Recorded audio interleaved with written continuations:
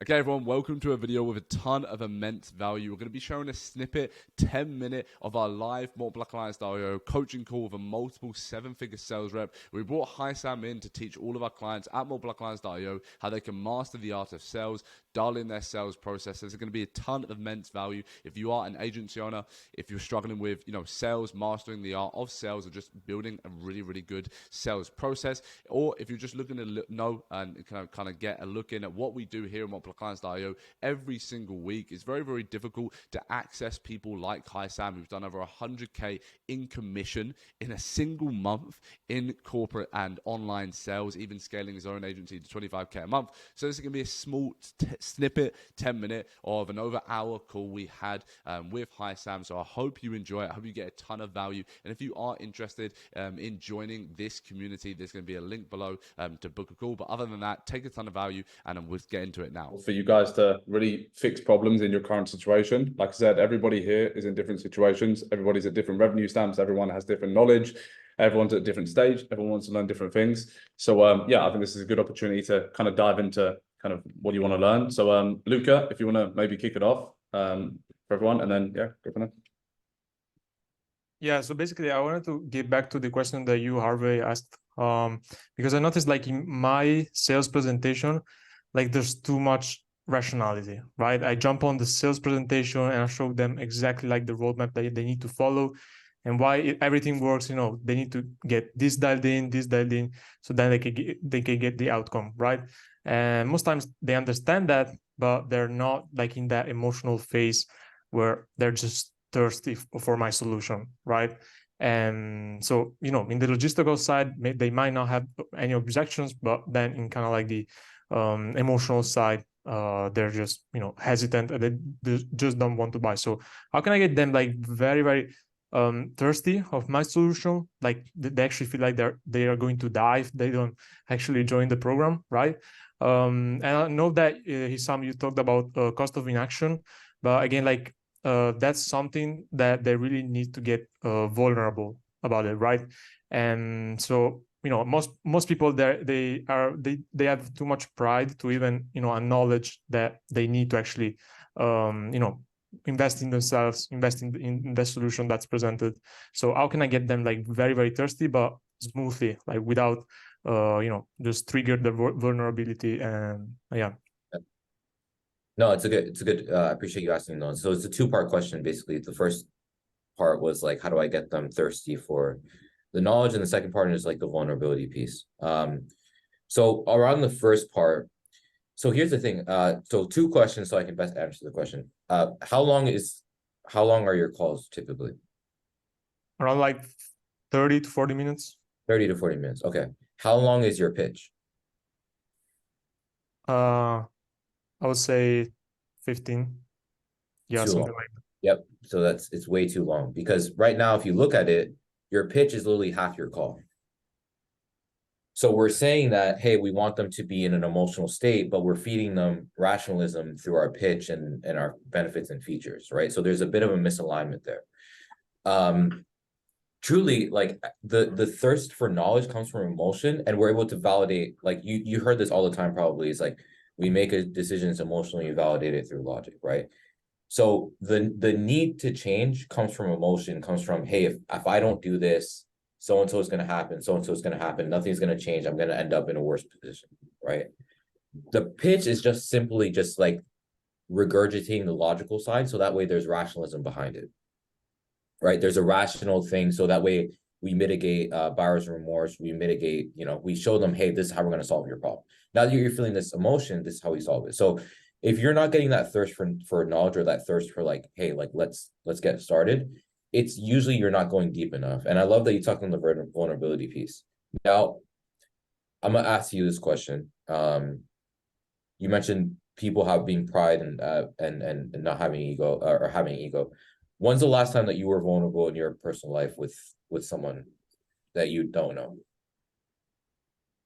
Well, long time ago. Long time ago, right?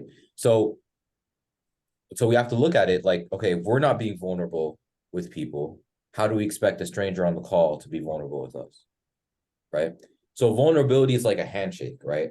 like for somebody to be vulnerable, you have to extend your hand, right? You know, so like if I want to shake your hand, I have to extend my hand first, right? So the thing is that a lot of the times we get uncomfortable asking questions because we've never asked ourselves these questions, right? So you have to get comfortable with being vulnerable within yourself first and foremost, and with other people, right? So if you've never asked yourself in your own business, hey, what happens if I don't make a change, if I don't pull myself in comfortable positions, if I don't actually pull myself to where I could be rejected, I could fail, but hopefully succeed, how are you going to ask somebody on a call that you just met 20 minutes ago? The reason why I was good at that is because I'm somebody who I always ask myself hard questions. Always. I'm very much like a thinker. Like I love to just kind of like ask myself difficult questions. Even when I meet people like you, like I love to ask like meaningful questions, and like, you know, kind of, I'm a very curious person by nature. So it comes from a place of like, I'm trying to get to know you, but I'm trying to like, you know, go deeper with you. So look into your own life, because at the end of the day, sales is a mirror, right? The issues, the objections that we get, the issues that we have on a sales call is usually within us internally, right? So I don't know you, Luca, but you know, if you're struggling to be vulnerable or pull out vulnerability in your calls, then maybe look in the mirror and be like, you know, am I scared to be vulnerable, or am I afraid? Do I not want to put myself out there? Do I not want to be vulnerable, right? Because it's usually a mirror in that regard.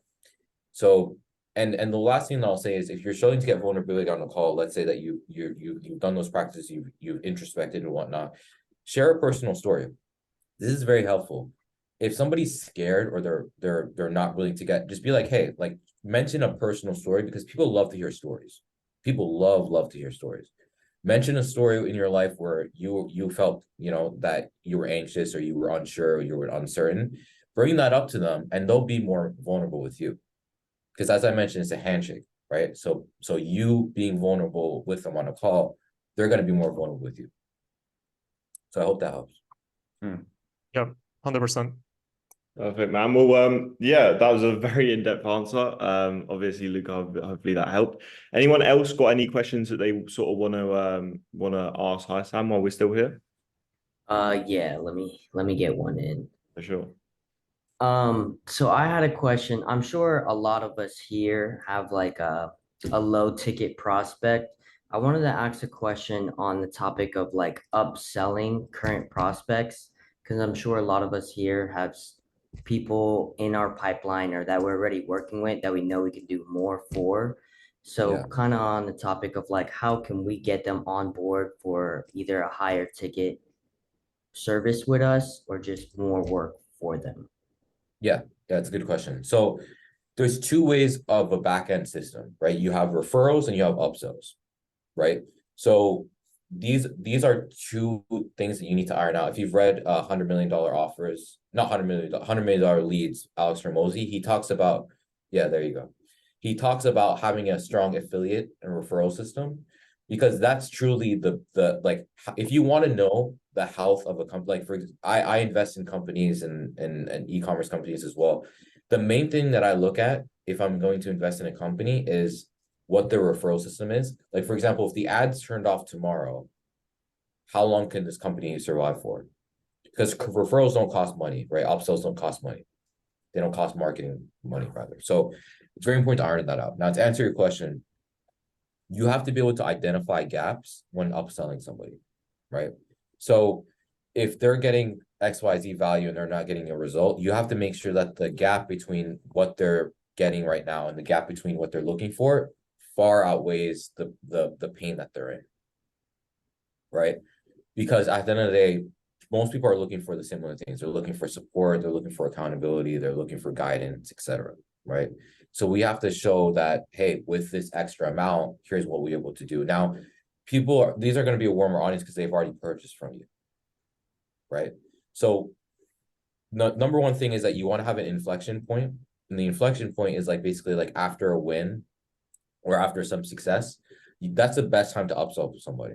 A lot of people think that, excuse me, a lot of people think that the best time to upsell someone is like when they're not happy, and that's like a big mistake. The best time to upsell someone is after they have a win, right? They they've seen success, they've had calls booked in, whatever it may, sales come in, etc. Because they're in an inflection zone. So what I would do, is it Xavier? Yeah. Yeah. What I would do is I would figure out within your program, when do usually people have the most success? Like, when do they start seeing wins? Is it a week in? Is it 2 weeks in? Is it a month in? And when you close that prospect, put in your calendar, say, hey, and use this line for line if you want to. Once they booked in, or once they purchase your ticket, whether you're selling or whoever's selling, or it's, hey, congratulations, looking forward to working with you, whatever. What I'd love to do, and I do this with all my clients, is I'd love to schedule an accountability call after 2 weeks or whenever that inflection point is, just so I can kind of hear your feedback and see what you're kind of, where you're at, and just to see how I can best help you, right? No one is going to say no to that. They're going to be like, oh, this dude actually cares. Now you jump on that call and you kind of go through everything, where they're at, et cetera. Oh, I just had this win, et cetera, and then you go into the upsell from there. Well, it's like, well, if you've had success with that package, we actually offer more help, more guidance, where our clients have more support, and they're able to achieve these results, children testimonials, case studies, et cetera. I think you'd be a great fit for that. Would you like to have a conversation about that? Then you go into that sort of thing. Perfect.